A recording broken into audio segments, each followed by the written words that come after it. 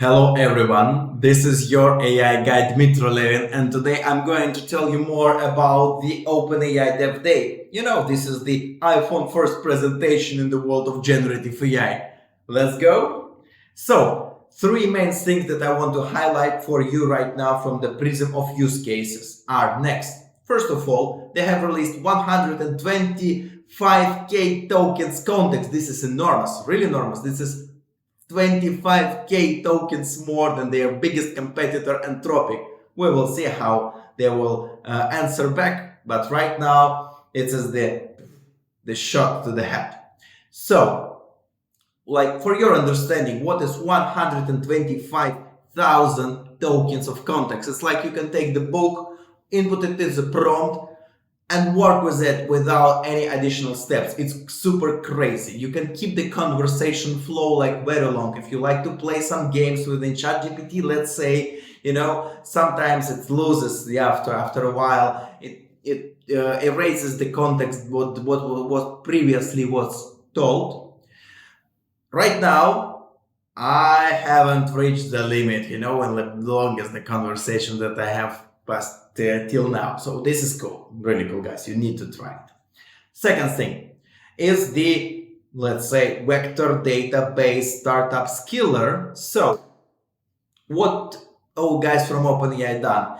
They've taken the maybe best experience on the market, you know, and let the users to upload their own documents right into the assistants from the ChatGPT and use it.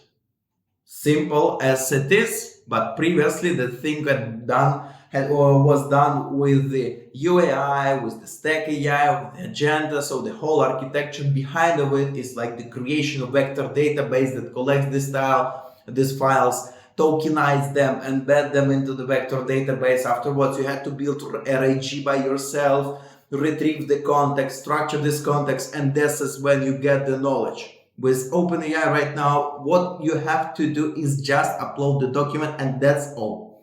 Minus is next. If you're working with a very big amount of information by yourself, it won't work well, you know?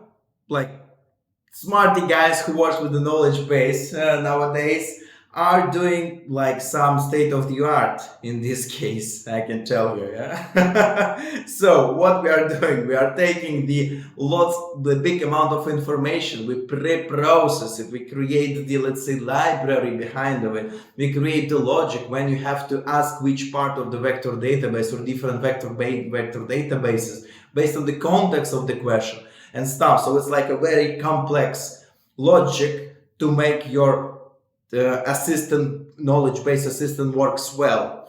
So for the simple users, current version of the knowledge base of the vector base that OpenAI proposes, great. But for the for the big business, they still have to go to the tailored AI boutiques and say, hey guys, help me. And we will be happy to. So third thing is agent and assistants. I have mentioned it previously, but like what it is and how can you eat it, you know?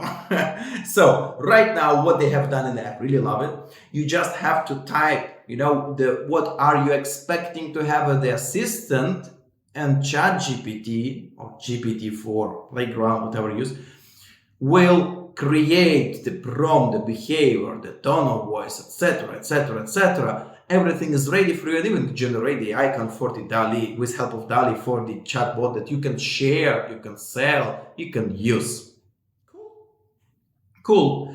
The minus here is that right now, and like this is the big minus, trust me, if you create an agent, like for marketing, you created an agent for finance, you created the agent for management, you created the agent for lawyer, they won't talk one with each other in one shared environment. And this is the problem.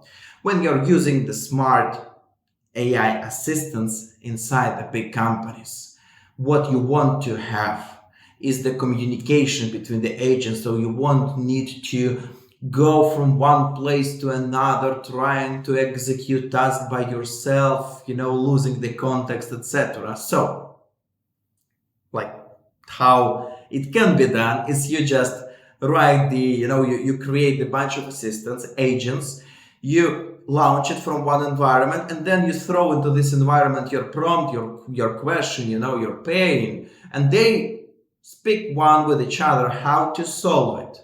This is how it should be done, and this is not how it is done right now in OpenAI. So, I hope this video was useful for you. I hope this 6 minutes of time will help you to save like weeks, trying to identify what is good, what is not, to staying on the edge with this trends and markets and stuff. And from my side, I was happy to share with you, and always your AI guy by your side, Dmytro Levin, is waiting for your questions and requests, and I just like to talk with you. So please feel free to reach out to me, press like button, share this video with your friends, share this video with your tech geek guys. Let's talk. Maybe I'm wrong with something, I don't know. Let's have this conversation and keep it flow. Have a great one. Thank you very much, and have a wonderful day. Bye.